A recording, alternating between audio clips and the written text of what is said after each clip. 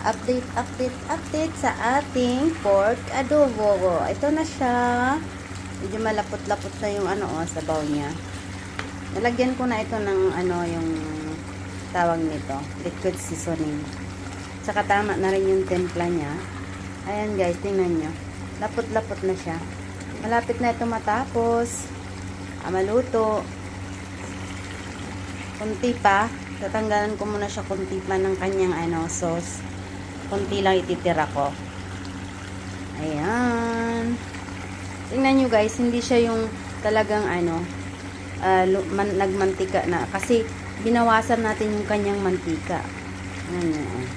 Ayan. Saka malambot na siya. Ayan.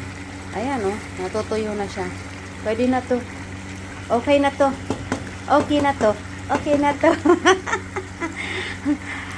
Halina kayo. Kain na. Halina kayo. Kakain na.